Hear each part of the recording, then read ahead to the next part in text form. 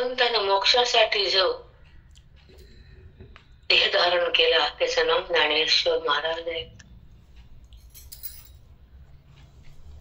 ज्या परमात्म्याला, ज्या जीवाचं कल्याणासाठी प्रत्येक बुद्धीला त्या परमेश्वराकडे नेण्यासाठी आमची गीता आणि ओवी. मग गीता काय करते, ओवी काय करते, बुद्धी काय करते, कोण तरत कोण मरत, तरणारे कोण आणि जन्म मृत्यूमध्ये फिरणारे कोण, असे नाना प्रश्न उद्भवत होतात. ही जन्म आणि मृत्यू ही साखळी का लांबते आणि जन्म मृत्यू केव्हा थांबतो, पाप पुण्याचं खातं कधी संपत आणि हे आयुष्य मोक्षाला कधी कारणे ठरत, या देहातून भगवंताचं दर्शन कसं होतं, मनुष्य येऊनी कशी सार्थकता होती मनुष्य देहाची.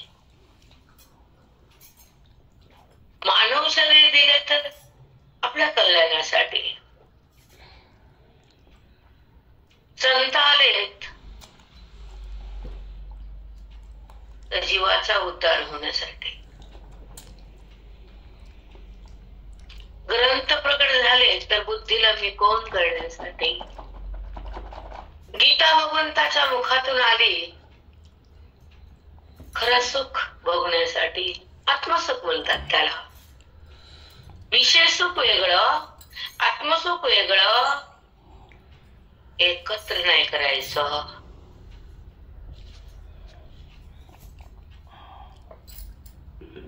ईशा सुख नसताना जो मनुष्य प्राणी विषयासाठी जगतो आणि आयुष्य बर्बाद करतो आणि बंधनामध्ये राहतो, देहालाच पाहतो, तो कधी मुक्त होतो नाही.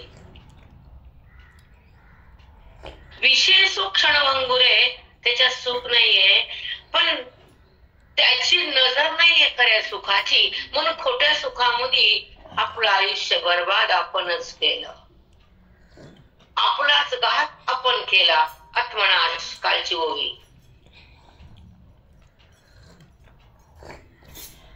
जे काही भगवंत कृष्ण परमात्मा ज्ञानोबाराजी सांगतात, ओवीतून जे बोलतात आणि बुद्धीला ग्रहण करता येतं, तिथं अज्ञानाच्या क्षणात मरण होतं, तेव्हा जीवाचं कल्याण होतं आणि स्वरूपाची जाणीव होती आणि स्वतःला आत्मस्थिती प्रगट होती. ती मोक्षाची स्थिती, कल्याणाची स्थिती म्हणतात. ज्ञान मार्ग म्हणतात, सुखाची सोबत म्हणतात, दुःखाचा नाश म्हणतात, मुक्तीचा अनुभव म्हणतात, वेदांताचा रस म्हणतात, ज्ञानाचा कस म्हणतात. असे नाना शब्द उसमळतात आणि स्फुरण आहे.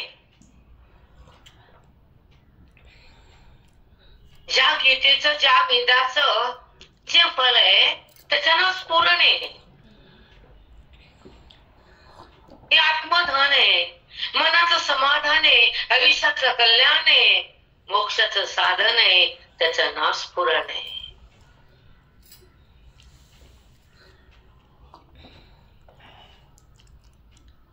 जन्म आल्यानंतर, मनुष्य देह मिळाल्यानंतर काय करावं हे जर कळत नसेल तर शेवट गोड नाही. अधःपतन म्हणतात. लोकांतराला जाणं, नाना योनीत भटकणं अधःपतन आहे. म्हणून संसार करताना सावध असावं आणि जीवन जगताना वैराग्यात राहावं आणि आपल्या सार्थक्यतेसाठी, आपल्या उद्धारासाठी संताची संग करावा आणि ग्रंथाला प्रेम करावं, बुद्धीनं मंथन करावं आणि विवेकात तिनं थांबावं, अविवेकाला तिनं सांडावं. मोक्षाला तिनं भगवंताला मागावं, आपल्या स्वरूपाला तिनं पाहावं, आपल्या सत्तेत जगावं, अवाच्य तिनं बनावं, व्यवहाराला साक्षी रूपानं पाहावं.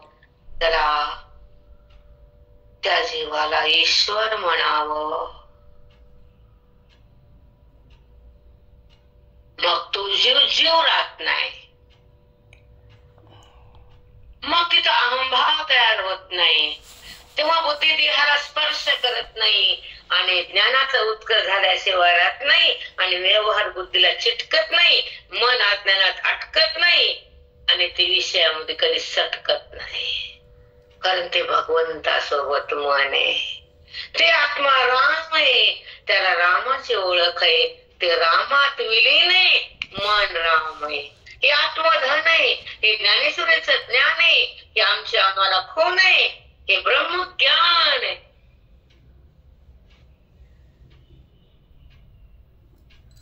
साष्टांग दंड सद्गुरू.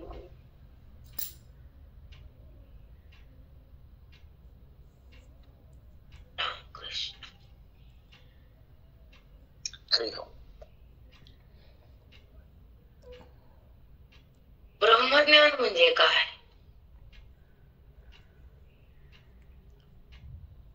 ज्ञानच आहे ना, मग त्याला ब्रह्मज्ञान का म्हणलं? आमचं स्वरूप आहे ते, आणि त्याचं ज्ञान म्हणजे आमच्या सुखाची प्राप्ती आहे, अज्ञानाची निवृत्ती आहे आणि भ्रांतीची समाप्ती आहे आणि बुद्धीला आनंदाची प्राप्ती आहे, त्याचं नाव ब्रह्मज्ञान आहे.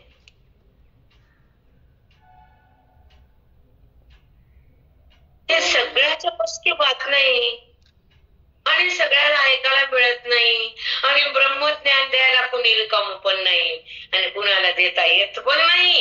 हे आमच्या गुरुजीचं धन आहे, हे आमच्या अंतःकरणाचं वाण आहे, हे आमचं निज धन आहे. ज्याला समजल तो भाग्यवान, ज्याला कळत नाही ते दुर्भागी. ज्ञान कळत नाही, हे ब्रह्मज्ञानाचं वाण आम्हाला मिळालं. मग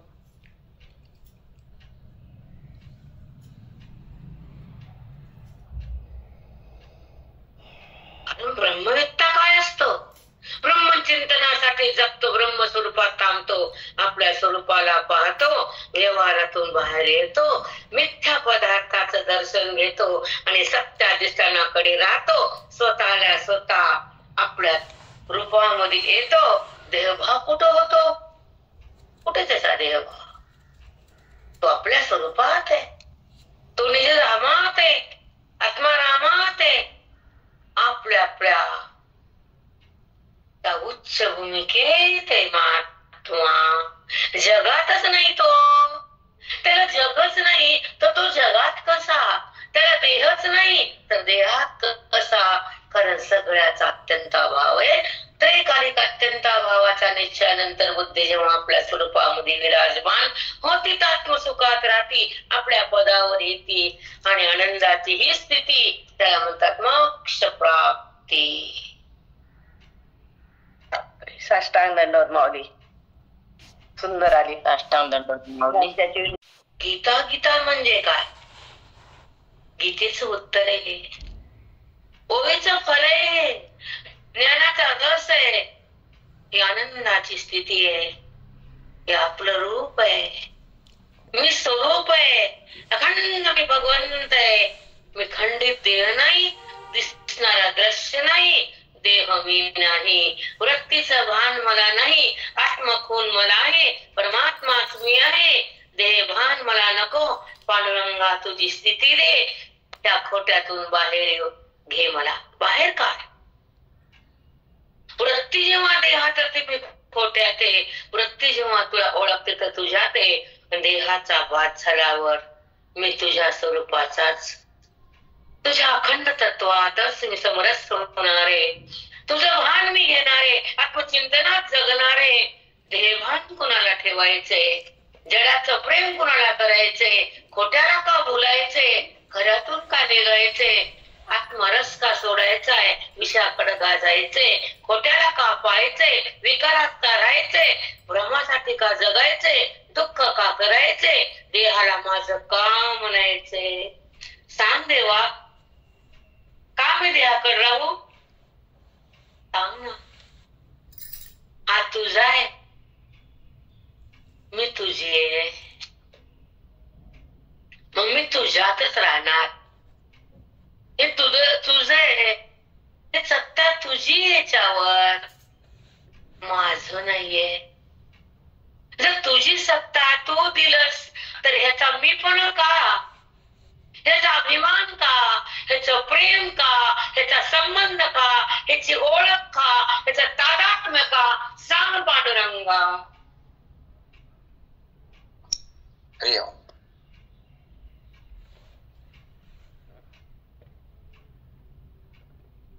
तादात्म्य नको देवा, एकच कर संबंध विच्छेद. ज्या जगाचा संबंध अनादिकालापासून आहे ते दुःख भोगते मी, ते दुःखाचा नाश कर. माझ्या आयुष्याची तपश्चर्या पूर्ण कर. तुझं ज्ञान चित्तात भर. तुझं माझं ऐक्य प्रगट कर. त्याला तर वेदांत म्हणतात ना विठ्ठला. अजून कोणचा वेद आहे, अजून कोणची गीता आहे. जेव्हा तुझं माझं जर एकत्व आहे तर तुझ्यावर मी भिन्न का हो, देहाकडे का जाऊ, विचारा का पाहू. सांग ना. मी रस्ता चुकले बोटाला धर, मी खड्ड्यात पडते वर काढ, मी देहाकडे थांबते बाजूला कर. अज्ञानाच्या चिखलात आहे ते अज्ञानाचा चिखल बंद कर. मागणे तुझ्या चरणाला की माझे श्वास कल्याणासाठी खर्चू दे.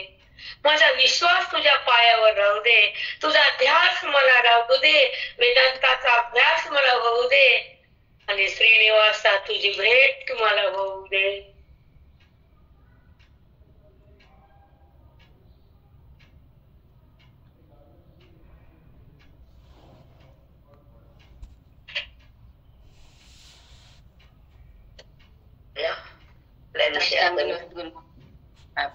तिचा पुऱ्यावा, ज्ञानाचा रंग चढावा, ज्ञानाचा भंग व्हावा, संताचा संग करावा, सत्संग शेवटच्या श्वासापर्यंत घडावा.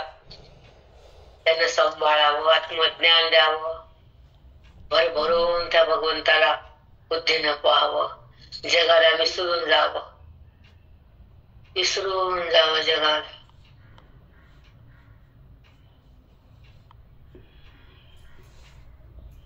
कशाला जगत, कशाला खोट, खोट्याचं प्रेम का देवा. खऱ्याचं प्रेम येऊ दे ना. खरं मला कळू दे आणि खरं मला बघू दे. खरं स्वरूप माझं स्वरूप खरं आहे ना, तर खोट्याचं प्रेम नको मला. थांबव, खोट्यातून काढ. नको हे खोट कंटाळा. जन्म आणि मृत्यूचा कंटाळा आला. उपाधीच्या संबंधाचा जो बुद्धीनं पगडा केलाय ना, तिने संबंध उपाधीचा धरून व्यवहार करते, तेव्हा अधःपतन होतं आणि पाप पुण्य उत्पन्न होतं. हे बंद कर देवा.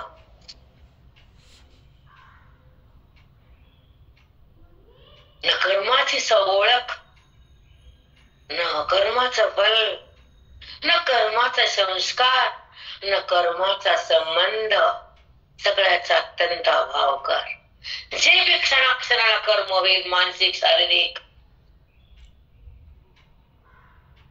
इंद्रियाच्या द्वारे, बुद्धीच्या द्वारे जे जे कर्म होईल ते कर्म निष्कर्म कर. ते कर्म फलरहित कर. त्या कर्माचा पाठ कर. एवढंच माझ्या वारीचं फल मला दे. एवढीच माझी झोळी भरभरून दे. की संबंध देहाचा नको, दृश्याचा अभिमान नको, कुठलीही ओळख चित्तात ठेवू नको. तुझ्या संबंधाविना काहीच नको. तुझं माझं ऐक्य भोगायचे, भेदाला संपवायचे आणि आपल्या स्वरूपात थांबायचे. तुला ओळखायचे, जगताच्या ओळखीला पुसायचे. देहाच्या संबंधातून निघायचंय, जडाला मला टाकायचंय, वैराग्यात मला नांदायचंय, विवेकात मला थांबायचंय, स्वरूपाला मला भोगायचंय, वृत्तीला मला त्यागायचंय, अखंड सुखात मला जगायचंय, भगवंता तुझ्या समरस व्हायचंय, हेच मला दे, हेची दान दे गा देवा, तुझा विसर.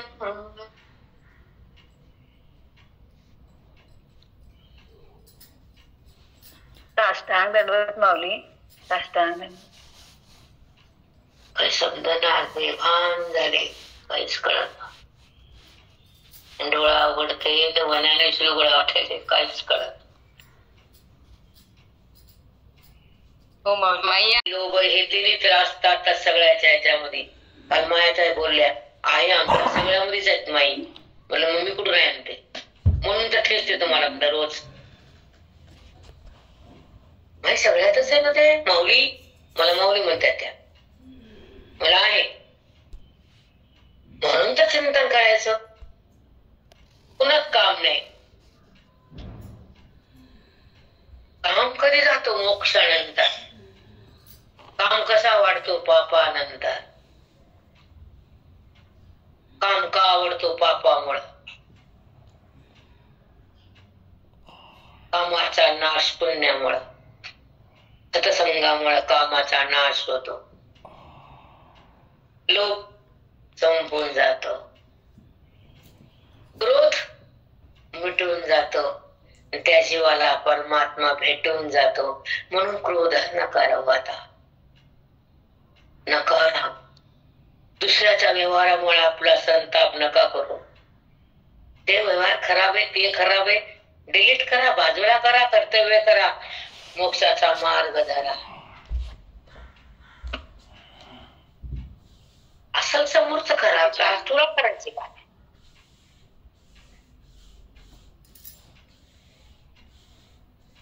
हो, बाजूला शेण पडले तर पाय टाकू नको ना, शेणात पाय भरते.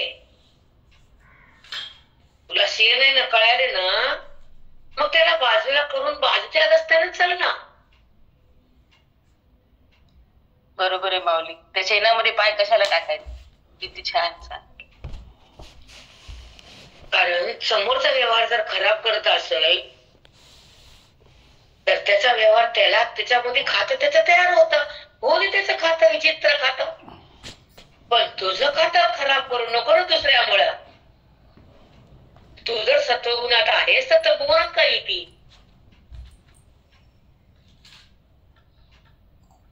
कसला परमार्थ तुमचा? जर गुणच टाकता येत नाहीत तर गुणातीत कधी होतात? तमोगुणातून येता येत नाही तर मोक्ष कुठला भेटणार?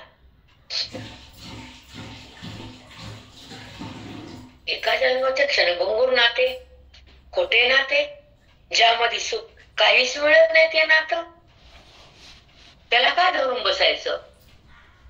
व्यवहारापुरतं मानायचं, भगवंत बनायचं आणि त्याच्या प्राप्तीसाठी जगायचं, मुक्तीमध्ये खेळायचं, आत्मस्वराज्य भोगायचं, ओवीचं ज्ञान गिळायचं, अज्ञानाला जाळायचं आणि जगताचा बात करून त्या स्वरूपामध्ये यायचं आणि स्वतःला स्वतः पाहायचं. कसला का बघून कुठं येतो आणि कसा येतो माहित नाही. त्याला म्हणतात ब्रह्मवेत्ता, त्याची जगावर सत्ता.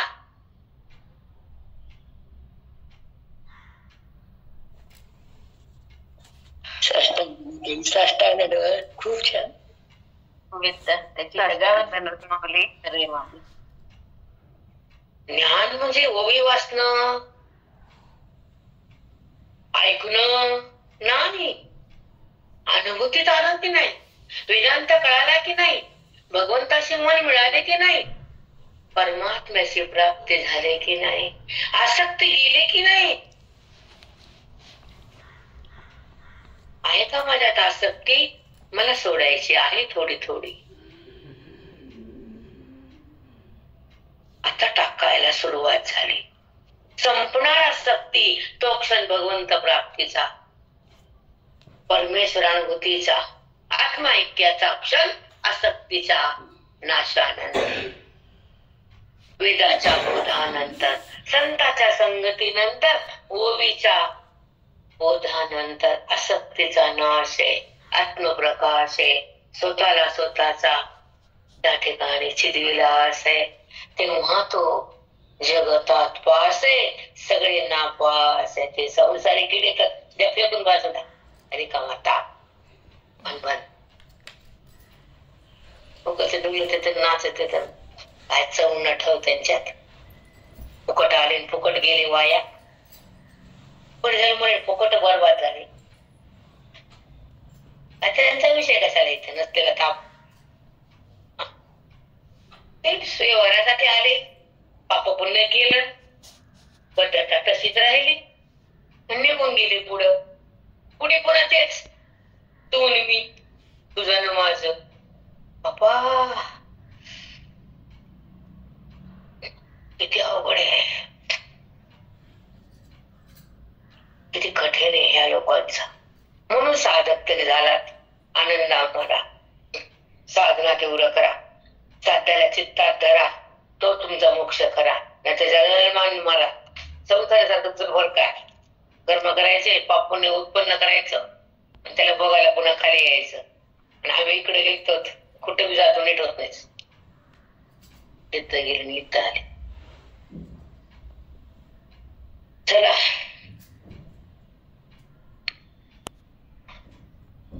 ओवी नंबर काय आहे आपला, चला बोला. 439 होईल माऊली.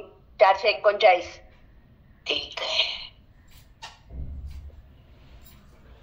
ज्ञानोबा दोषी सांडले शरीर इथपर्यंत थांबलो होतो आणि माझा काय डाटा संपला काल, म्हणून माझे लिंक बंद झाले. काल संपला मला माहित नाही, मी काय वापरलं नाही काल. काय 10-15 मिनिटं बघितलं होतं, ते कशामुळे संपला माहित नाही. चला.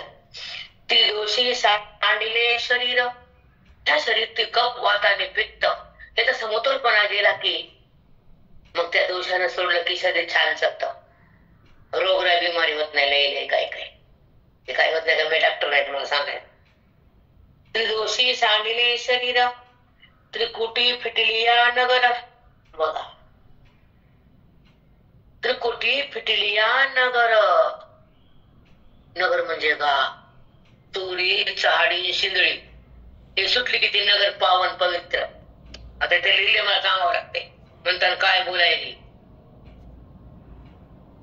समजते का मराठी? हो माऊली. होत आहे.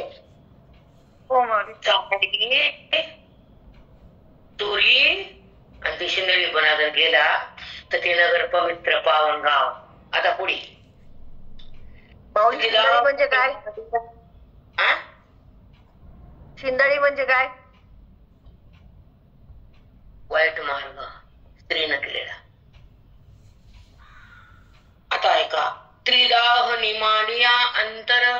त्रिदाह आध्यात्मिक आधी भौतिक आणि दैविकचा दाव संपला. ते शांत झाल्यानंतर करण जैसे हो.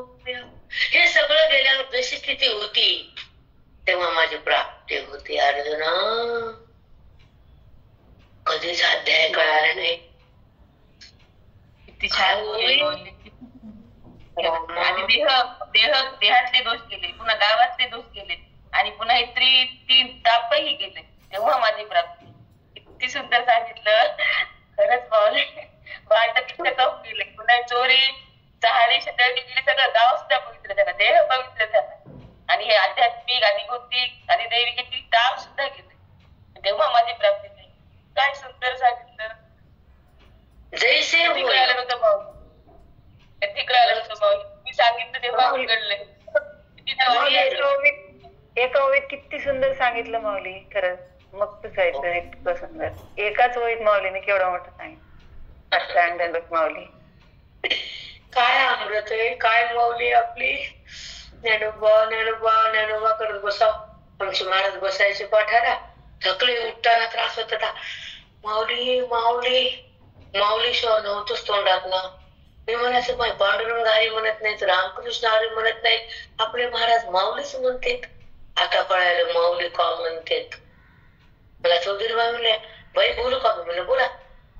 माझे मालक म्हणून काय माझी वाला बेल वाहत नव्हते, म्हणून कशाला वाहत होते? माऊली ज्ञानेश्वरीला. माझा देव माऊलीच आहे, माझं प्रेम माऊलीच आहे, माझी भक्ती माऊलीच आहे, माझी पूजा माऊलीच आहे. माऊलीला मांडून बेल व्हायची मला. गुरुजीचा राईट हँड होता. ते उभा टाकल्याशिवाय कीर्तनच नव्हतं. चालीला तेच. गुरुजीच्या वेळेस लोक ठरलेले होते, मृदंगाचे, चालीचे, अभंग म्हणणारे, ऐकणारे, विणेकरी, टाळकरी, ठरलेले. तसं तुकोबारायाच्या काळात ठरलेले, तसं आमच्या गुरुजीच्या काळात ठरलेले लोक. माझ्या महात्म्याच्या बी काळात आम्ही 100 लोक होतो पुरुष, आणि आम्ही बायका 5. मी पुरुष नाही. जेंट्स 100च्या पुढे रोज राहायचे, 105, 110. गल्ली अर्धी. तेव्हा सायकली जास्त होत्या, गाड्या कमी होत्या. मोटरसायकली हे गल्ली गच्च भरायची, जाताचीच नव्हतं कोणाला.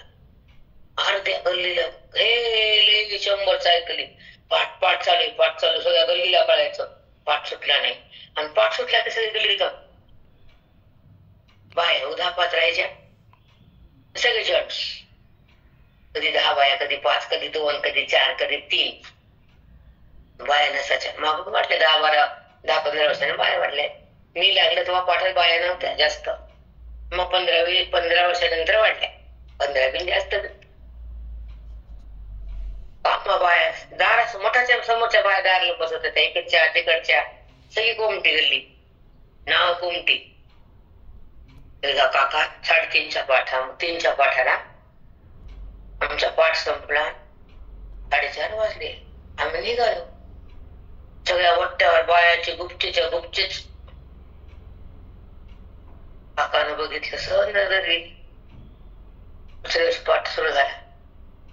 म्हणले सांगू का एक? म्हणलं सांगा काका.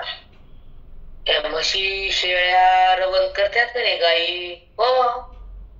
खात्यात आणि पुन्हा वट्यावर बसून असं डावलेला करतात, तसं वट्यावर बसून बाया हे हे करतात रवण, पण बुद्धीला येत नाहीत. बरोबर बरोबर वर्णन केलं माऊली. खरंच आहे, अगदी बरोबर आहे. आता तर एवढं मोबाईलवर असं येत नाही की माऊली घरातच बसायचं, कुठं जायचं पण नाही, काय नाही. तरी पण नाही.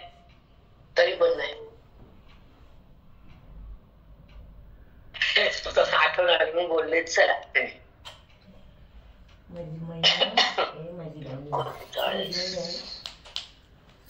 जैसे होय तैसा कामाधिकती.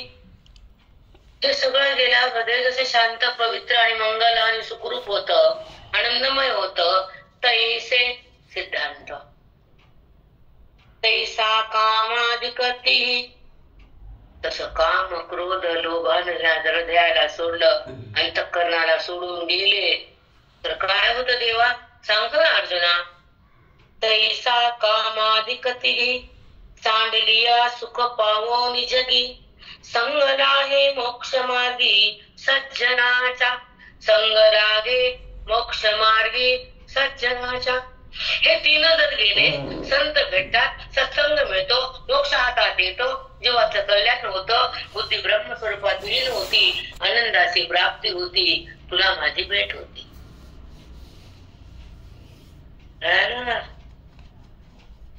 कळतं का गं? कळत नाही. असं कोणी कबूल करत नाही का? करते का? फोन तरी लावायचे का?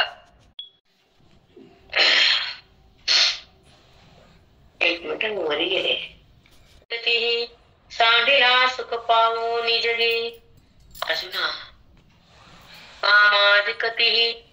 अर्जुना जेव्हा काम, क्रोध आणि लोभाला, या 3 दोषाला सांडलंच ना हृदयातून, मग तुला सुख पावो निजगी.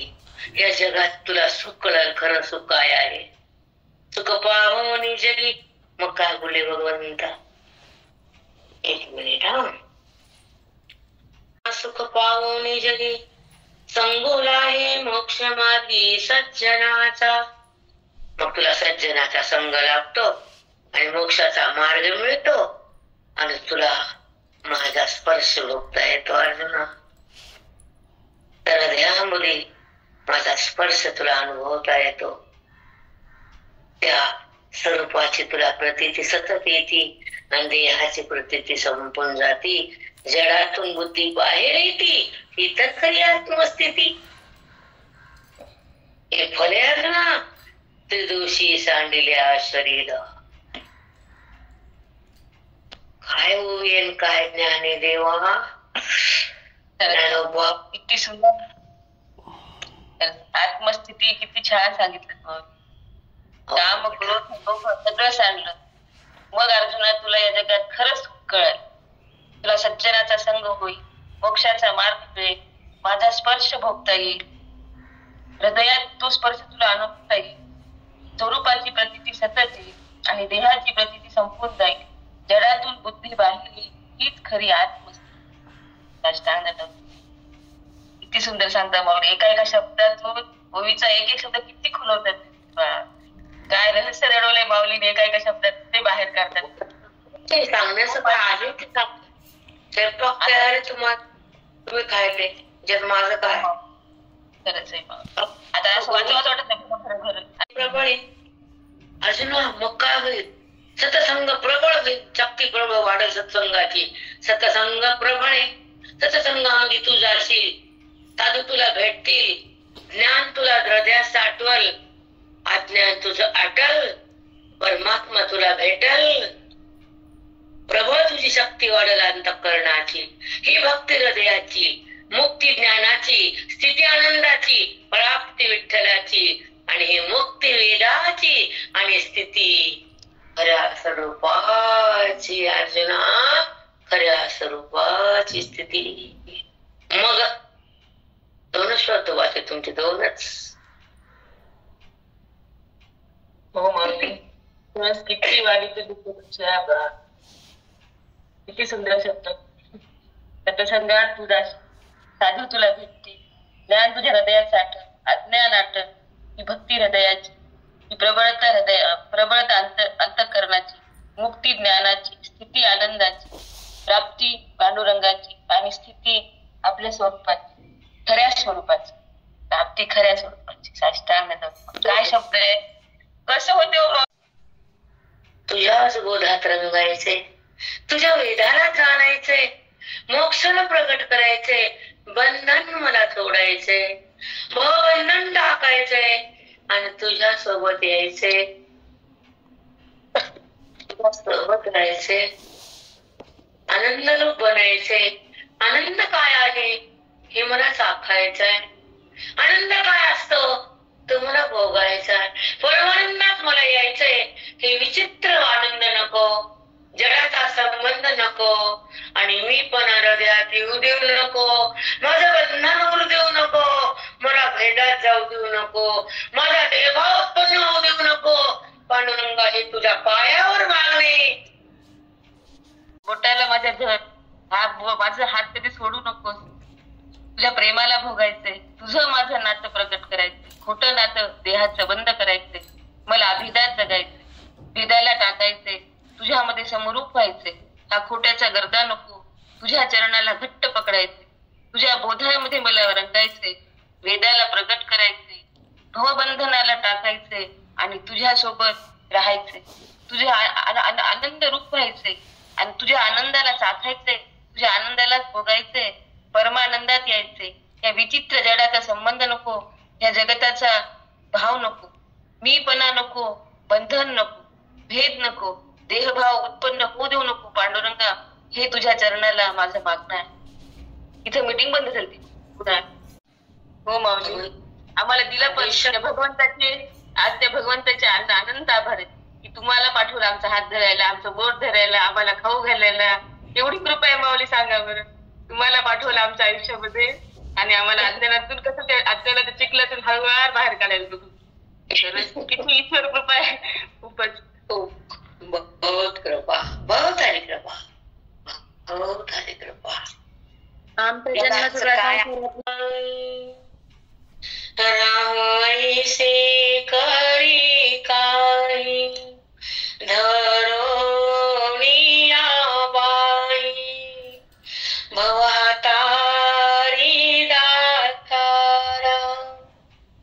चतुरा तो श्रीराम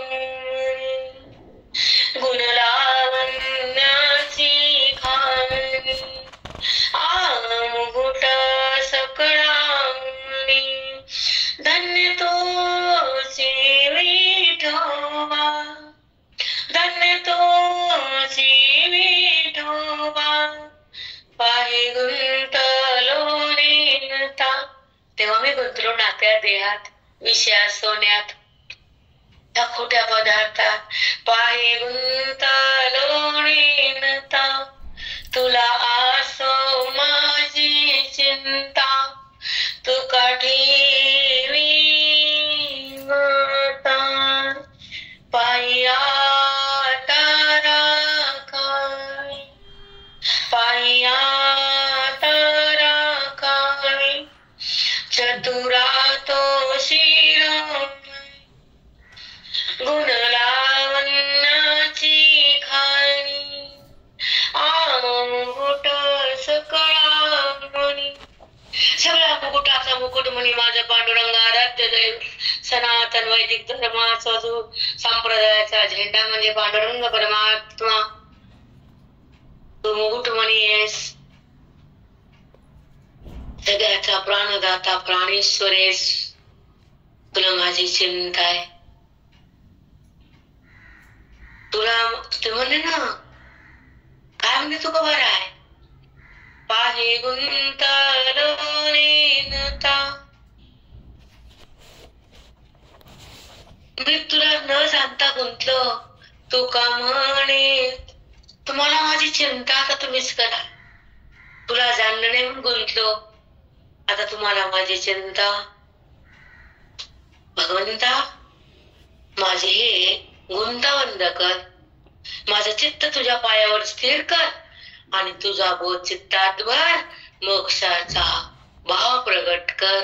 हे बंधन माझं समाप्त कर. मला मुक्त कर पांडुरंगा मुक्त कर. हे मागावं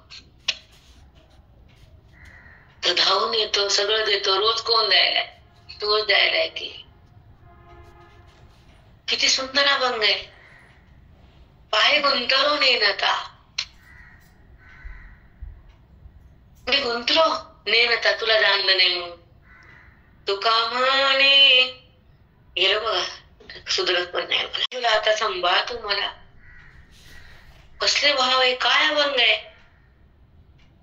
न चाली ती न अभंग कळतो न वाणीमध्ये ते थांबतो न काय काय नाही. रिकाम इकडं काही मन तिकडं काही मन इकडं काही मन तिकडं काही मन. वच वच पूजा वच वच बोलणं कच कच टाकणं शब्दानं लोकांना मारणं हे परमार्थ का. आणि ही पूजा का तुझी. देवाला कळतं ना तू काय बोलती कशी शब्दानं लोकांना मारती कशी पाप पुण्य उत्पन्न करती कशी देहाला बुद्धी धरती कशी जगताकडे पळती कशी अज्ञानामध्ये जगती कशी इंद्रियाची स्थिती सगळं कळतं त्याला.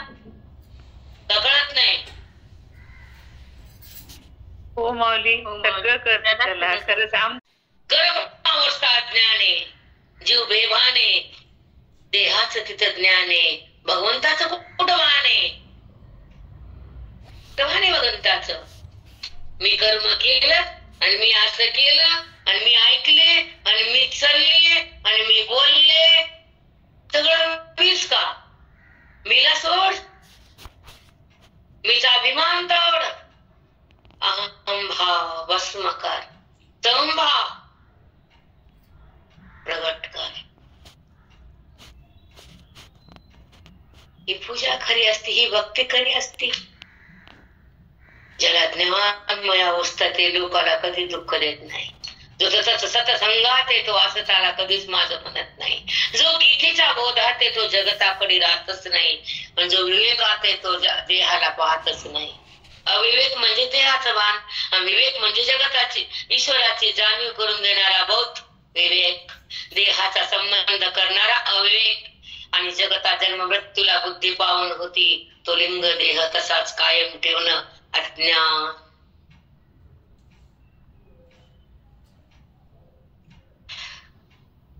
काय काय बोलू सांगा. कसं बोलवणार, किती खरंच माऊली किती बोलता, किती सुंदर वाक्य आहेत, एका एका वाक्यामध्ये पूर्ण वेद. तुमच्याकडे बघितल्यावर कळतं देणाऱ्यांना किती द्यावं, हृदय फाडून द्यायला आम्हीच कमी पडतो अधिकार. आपण कळावं की आपण जगताना काय जगतो, बघताना कुणाला बघतो, जगताना की भगवंताला. भगवंताची नजर आल्यावर मोक्ष आहे आणि जगताची नजर आल्यावर दुःखाचा कक्ष आहे.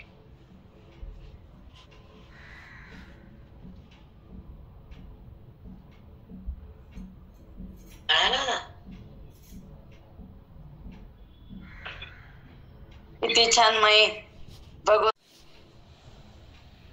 मग सत्संगे प्रबळे नाही, तेच आहे का कोणते? हो बरोबर आहे माऊली. मग सत प्रबळे सत्शास्त्राचे निबळे. सतशास्त्र वेदांत शास्त्राला म्हणतात सतशास्त्र, कथेला म्हणत नाही सतशास्त्र. माती नजर नाही, काही नाही, बहिरंगात बुडायचं, कुठे बी जायचं, मठामध्ये राहायचं, बुडातच. सतशास्त्र प्रबळे, वेदांताची शक्ती तिथं प्रगट होती संताची.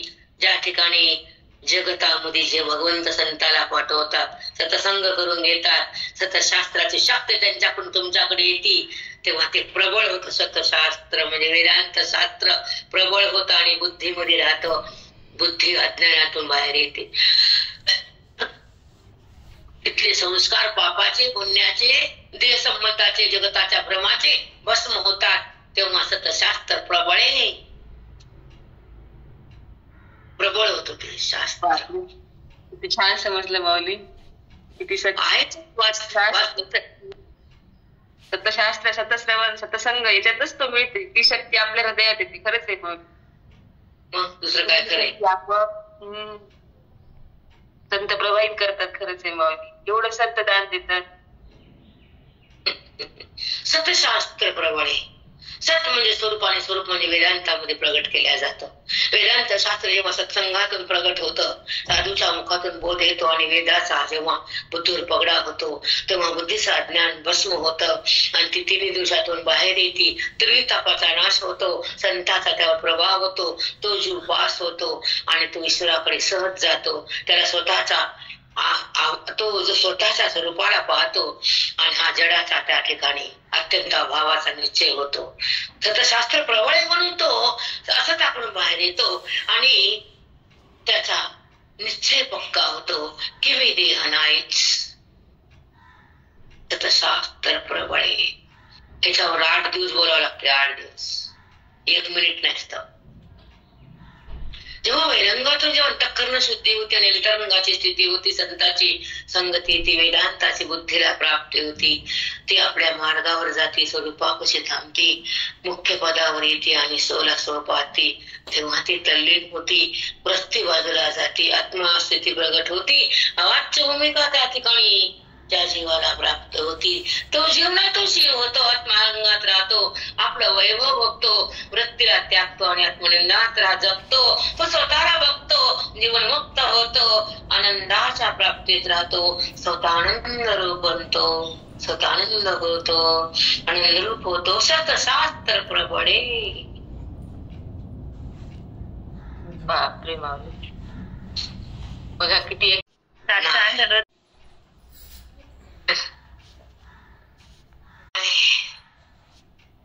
बदमाशपणा जमत नाही, ते संसारात करा. पण इथं स्वच्छ व्हावं लागतं, निर्भीड बनावं लागतं आणि ते सत्य कथा व्हावं लागतं. आणि साधूला साधू म्हणून त्याला शरण जाऊन, त्याच्या शरणास नतमस्तक राहून, त्याच्यावर विश्वास ठेवून, त्याला श्रद्धा देऊन त्याचं ज्ञान आपल्याला घ्यावं लागतं. तेव्हाच त्याला तो तुम्हाला मोक्ष देतो. तोपर्यंत नाही, तोपर्यंत नाही. चला,